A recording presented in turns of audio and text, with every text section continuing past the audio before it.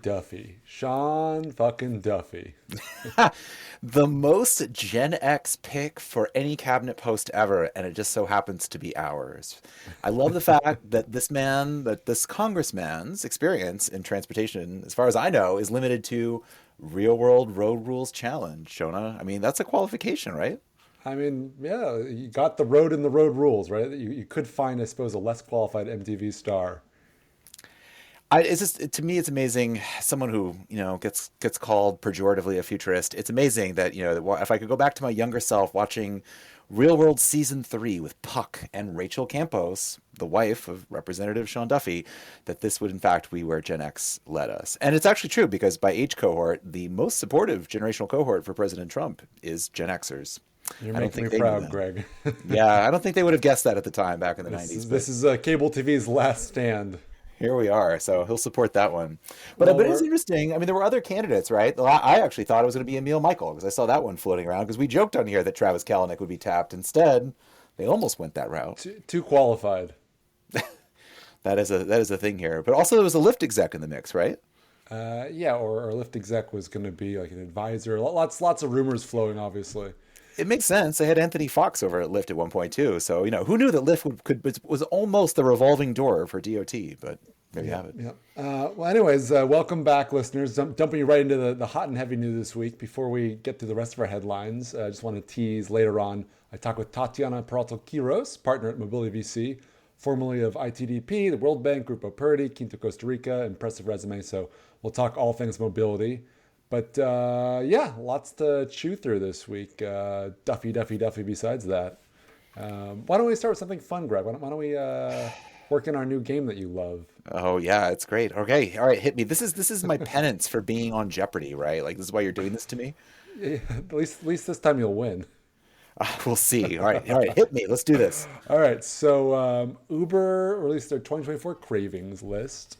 And I'm kind of combing through it, looking for fun tidbits that I can tease Greg on. So why don't we start with, what do you think is the country's most popular alcohol order?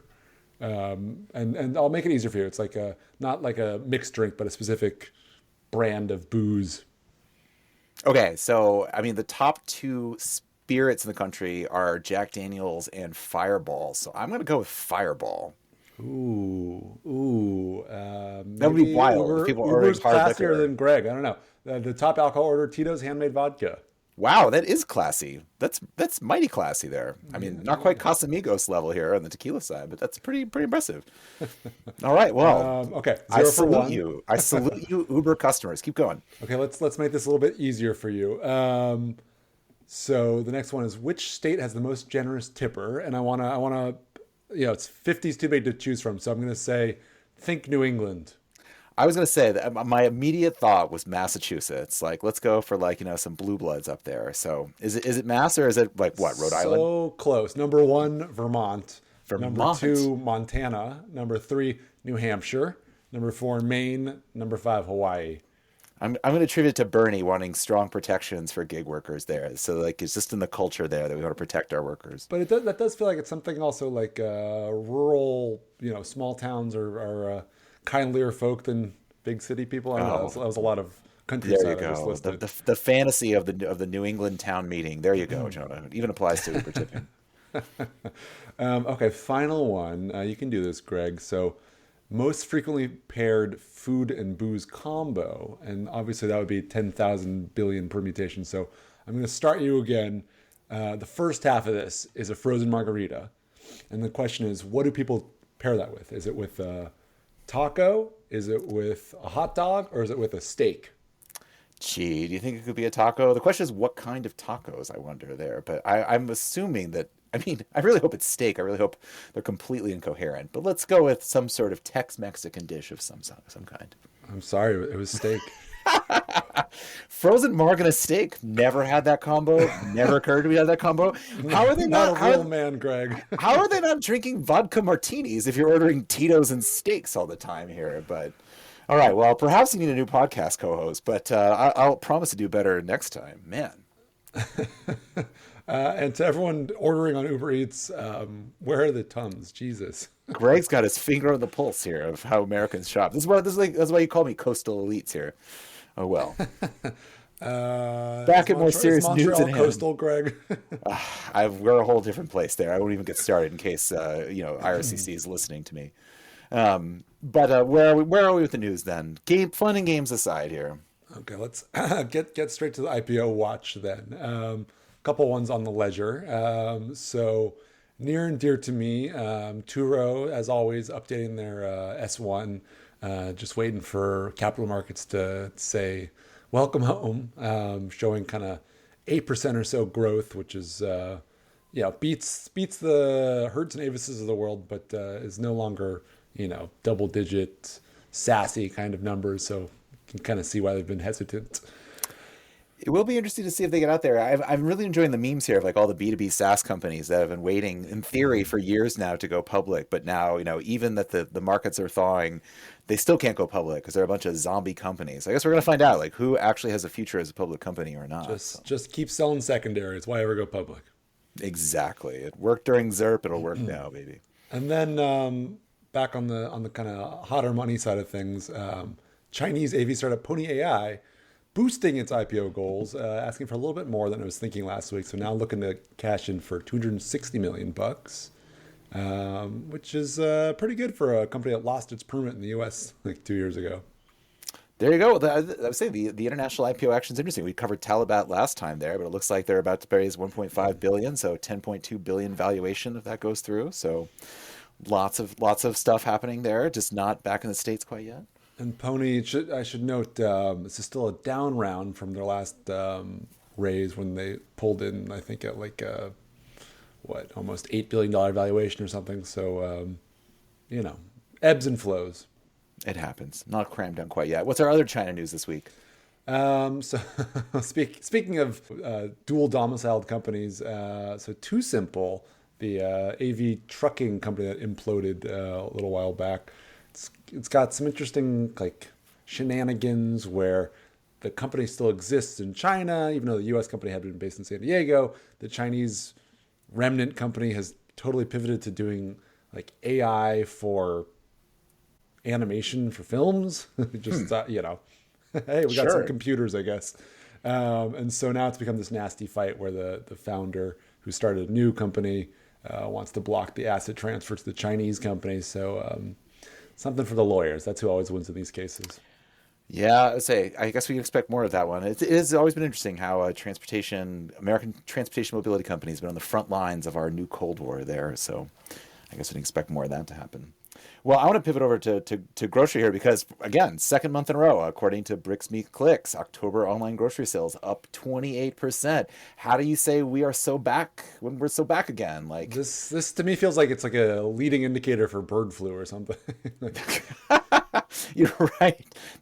When things get this good, a pandemic is in the offing, perhaps. Well, that was I don't know if cause and effect applies there because it was, the pandemic came first last time, then the jump in sales. But yeah, another 46% surge in delivery. And, the caveats I always put there is that it's about promotions. But I mean, grocery is always about promotion. So I don't know. I don't want to jinx us in this one, but it is fascinating to see that we're now back at all-time highs. Like this is now representing fresh territory for the entire sector. So it'll be curious to see how that continues forward with the new administration and the macroeconomic environment goes from there. Yeah, congrats to Instacart, obviously. Yes, I think one thing that I'm watching is there's been a big boost. All the delivery players have made a big push into Snap, EBT delivery, and that's something that could be on the chopping block as our dear new leaders look to save a couple pennies instead of. I was gonna say Doge, not pennies, Jonah, tokens there as the Doge department looks into Snap perhaps among other areas of waste. So give everyone one food coin. There you go. Well, I would say these results are also uneven. I would say it's funny. I realized I need to do full disclosure here. I do not own shares in any of the companies we talk about here, but Loblaw in Canada, which missed its Q3 number there, my son does own shares in Loblaw. He was told that monopolies are good for your shares, and so therefore he's investing in, your favorite company that fixes bread prices. So, but anyway, so that's there. But Walmart did better. That's what I say. Loblaw's wavering, but Walmart surged. Walmart did better. Yeah, the food was a big driver of growth, but I was also impressed. I mean, this shows that old dogs can't learn new tricks. A lot of the growth came from all the kind of the sexy things we like to talk about, e-commerce, but delivery from store grew, I think, like 50% year over year.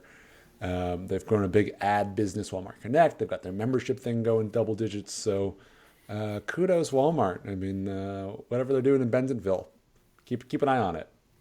There you go. This company's going places. Yes. It's funny how once upon a time we talked about Walmart like it was the biggest thing going. And then, of course, Amazon really surged ahead here. So it will be interesting to see how they keep that going. So you laugh, but they are actually somehow Walmart is an underdog. That says everything about commerce these days.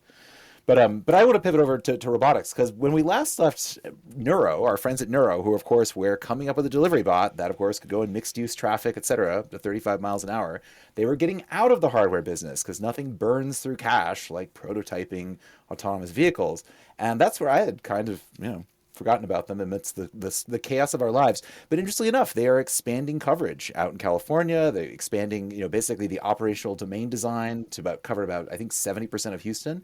And so to me, this is interesting because sort of like, what we saw with Waymo and sort of what we saw with Cruise of stepping up their coverage area.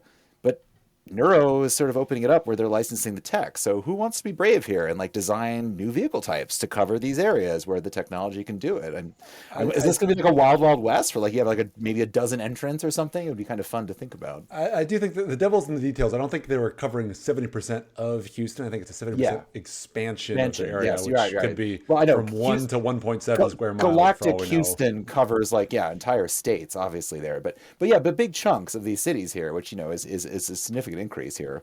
So I don't know. I think I do think it's interesting though who will step up in this, and then related to that is KiwiBot, which has now sort of launched a bot as a service model with KiwiBot rental. So I think a robot. Yeah, it is interesting to sort of see this notion of autonomy as a service, autonomous delivery as a service, and truly in a service sense of here's our stuff, you borrow the bots or you build it on the tech. So interesting. If you're short a courier for a day, just plug it in without having to do a whole on ramp.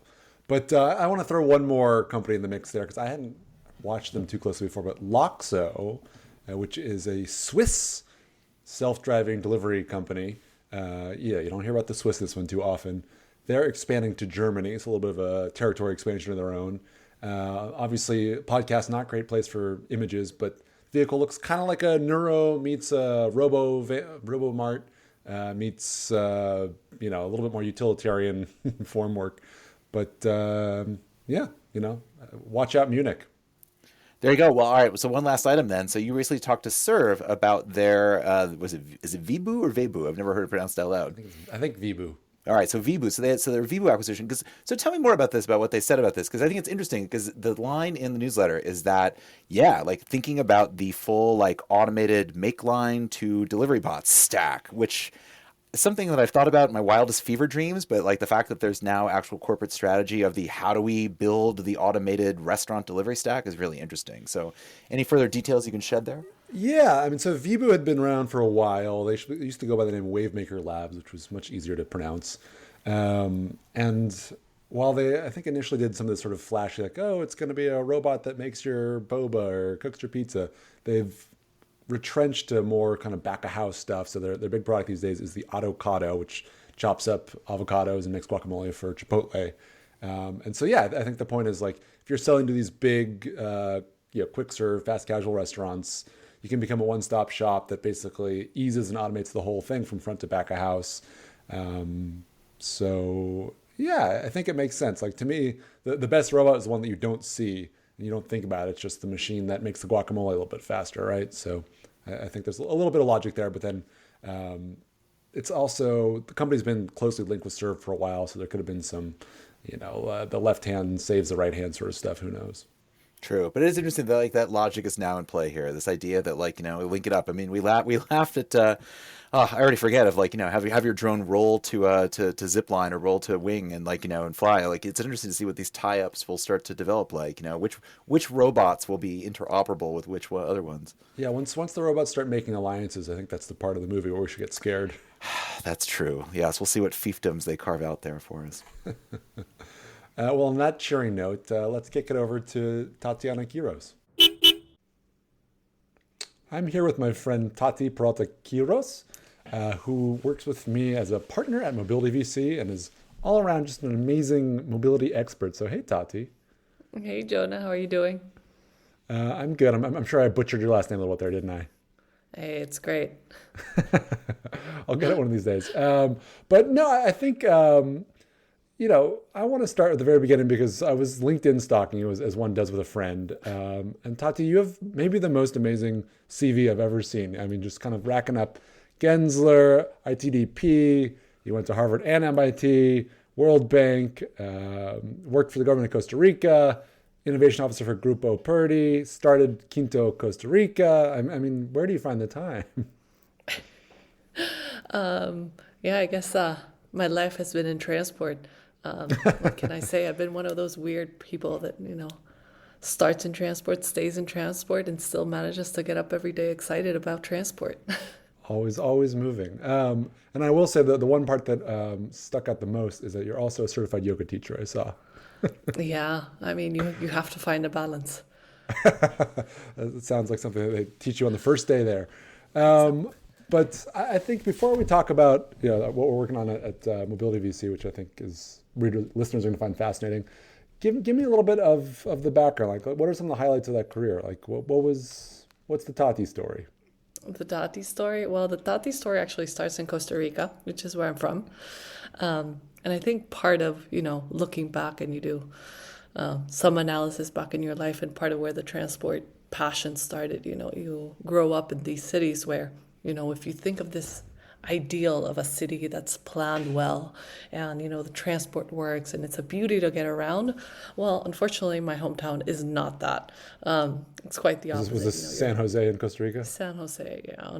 The country's beautiful, but the city, we've got a lot to work on. You're stuck in a car for hours on end. You try to use a sidewalk and there is none.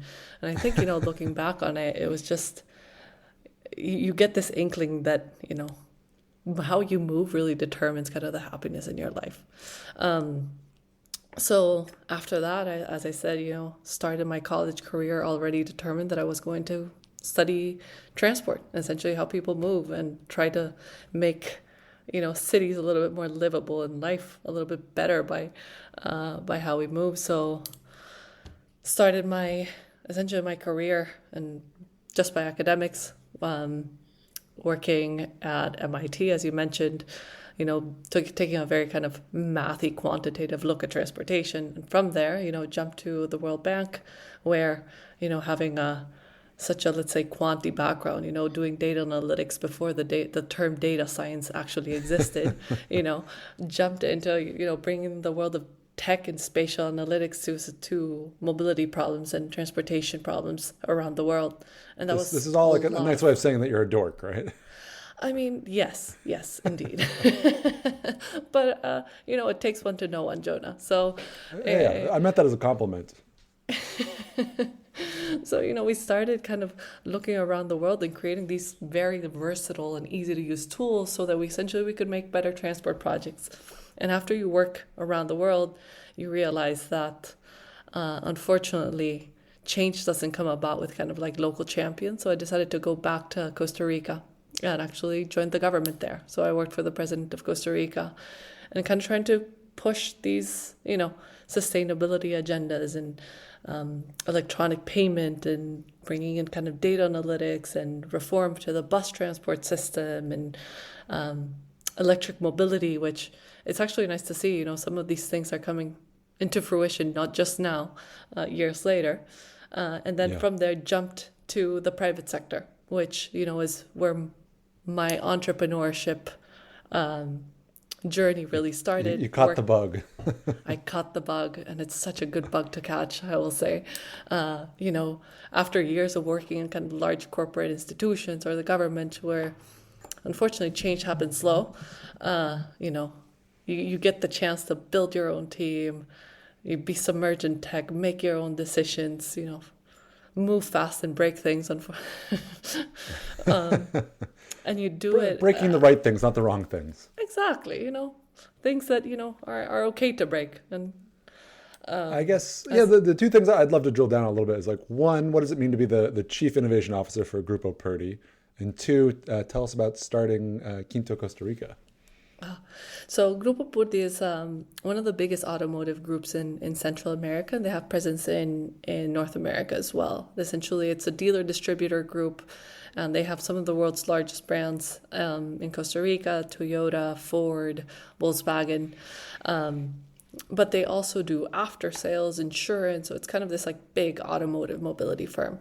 And at the time that I was there, the tech revolution was starting to seep its way into the organization. So as Chief Innovation Officer, we did everything from, create a strategy, create a team that was actually going to look at tech and look at how tech was changing both the inside of the company, but also products.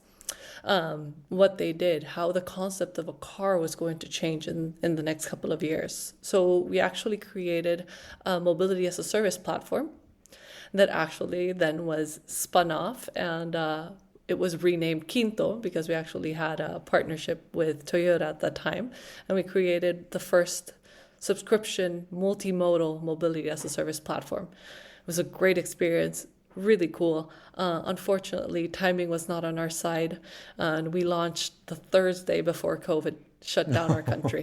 So, if you have not a lot of mobility for a couple of years there. We had our entire marketing strategy on, the freedom of movement, which did not time right. Timing is everything in life, and unfortunately, luck wasn't on our side on that one. But and I feel like this was really timed well with, it was kind of a boom time for Moss broadly. I mean, can you get a little bit into like, if it had taken off, like what was the vision? Sort of like, what would a Costa Rican using Quinto, how would they get around San Jose?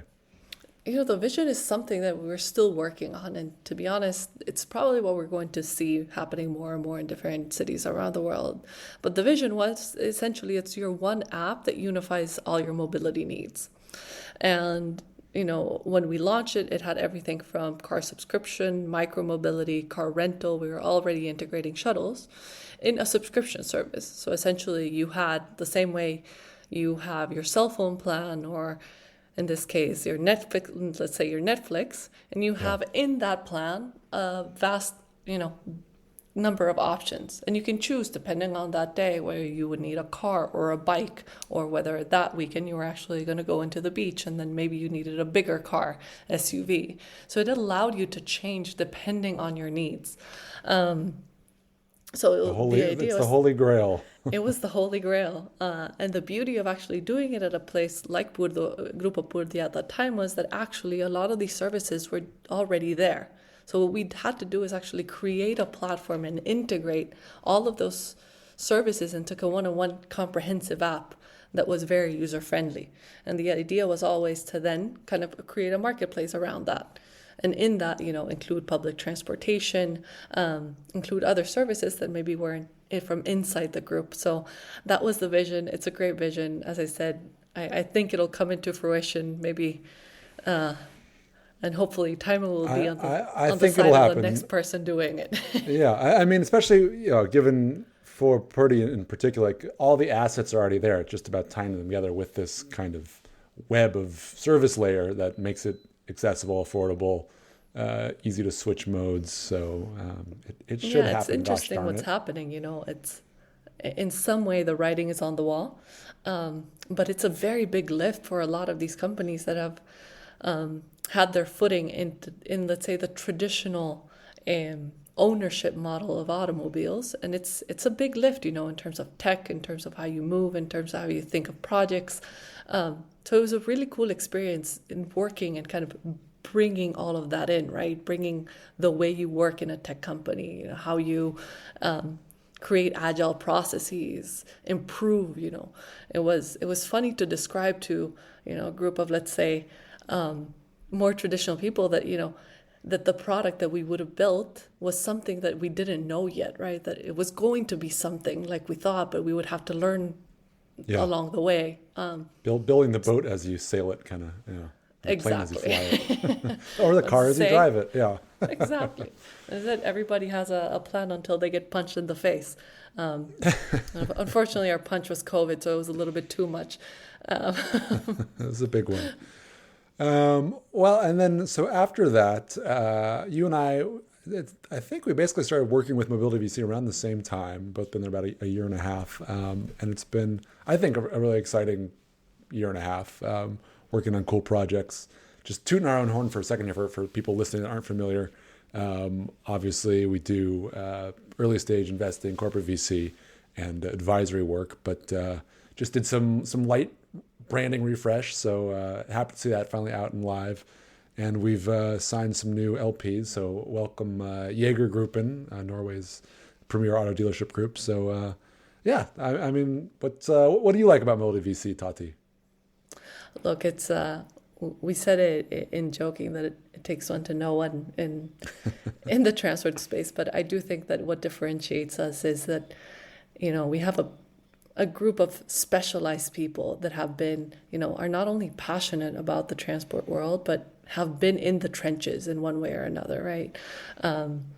In aspects of their professional life. You have everybody from, Sam, who has built Wonder, has been in the trenches of developing your own startup, a successful startup, to, other partners who have been in automotive space and, around CVCs, large CVCs. So you have all these people that are bringing in their different experiences, but with deep experience in transport, and you create essentially a group of like-minded specialists with this global perspective. So, I will say from working there, the people are just pretty incredible. We're flattering ourselves, but yeah. I mean, I particularly enjoy, there's a project you and I have been working on, and without trying to breach any confidentiality, like CVC for a Japanese OEM, right? And I just think it's so interesting because, like, on one hand, you have these clients that span the globe that, have billions of dollars of product, moving in every corner of the earth. But then at the same time, I almost feel like because they're so removed, they're looking for these kind of like experts on the ground that can say, hey, like, have you seen this trend happening over there and thought about how you can apply X to Y over in territory Z? So I find it so fun because it's like, I feel like we get to learn almost as much as we get to teach, just from having really fascinating clients. Yeah, it is, as you said, it's a really cool project, and you start to also understand, sometimes in mobility and tech, the conversation gets, let's say, saturated by the autonomous vehicles and the drones and, all these things that are super the sexy, exciting. expensive stuff. Exactly. And we love to talk about those things. But you also get to see all the very real problems that these big corporates have nowadays, right? And it can be things that we overlook, like how do you dismantle a car? Once you dismantle a car, how do you know which parts are valuable? When we talk about electric, how do you actually provide a network of electric a network to fuel those electric vehicles? It's all these nitty gritty it's actually impacting corporates today, and tech could play a huge role in solving them. So we get to see all the interesting ways that tech is changing niche parts of the transport and mobility system that maybe don't often get the spotlight. Yeah, it's shining some love on the underappreciated but majorly important players. So yeah, that's why it's fun to me too. So we see eye to eye on that one. Capping these things off with a broad, prognostication. Like, where do you see the mobility world headed the next couple of years, Tati? Next couple of years? Next couple of years, yeah. I think there's still so much to do in terms of data analytics, and essentially the role that AI is playing improving improving processes, right? So essentially, everything from how a city gets planned, how services are delivered to you. So I think that still is it's, let's say, a change that we're just scraping the surface of and starting to see changes in. Do think that hopefully we're going to move into a world that's a tiny bit more sustainable, and I hope that the trends that we're seeing on electric vehicles come to stick around for a longer time. So I do think we'll see that change. For anyone listening in, I don't know if you can hear me crossing my fingers, but I agree. I hope so too. I think they can feel you crossing your fingers, Jonah. Yeah. But yeah, and then, all the changes that we often talk about, slowly we're going to see more autonomy, and hopefully that's going to make cars safer. Hopefully that'll improve service to people. How about you? What do you think are the major changes we'll see? Turning the microphone around on me. So much is up in the air the week that we're recording this in particular, right? With the election results. So it's important to stay optimistic and think of ways that we can kind of keep fighting the good fight. So to me, I think this really highlights how important it's going to be for one, corporate capitalistic ways of achieving sustainability and making the world a little bit better, because the federal government's not going to be saving us for a couple of years, it looks like. And then on the local level, right, I think if we look at the election, we certainly saw states and counties and cities that still passed important green mobility-focused initiatives, whether it was building bus and bike lanes or funding rail transport or updating regulations around TNCs. So I think there's still a lot of enthusiasm and funding and momentum for improving the mobility world. You just got to zig and zag and figure out the right path forward. And can't get despondent. You got to just keep, waking up and making the world a little bit better every day. Maybe I'll give you a couple of cheery news, which is around the world there's still great innovation going on in terms of mobility, right? And we've seen companies that are improving the recycling, cycle, reusing, reselling. Although we sometimes tend to think that the U.S. is the hub for all innovation, and don't get me wrong, it's amazing. In the world of mobilities, we see incredible things happening around the world in terms of tech companies that are improving logistics, improving public transportation services, doing dynamic routing. And it's great to see that and at least have that perspective every once in a while. Yes, I'd say, I think if there's one sector where the U.S. often is not the leader in innovation, it is mobility and transport. We love our giant cars, and hard to get other things to fit into our spectrum here.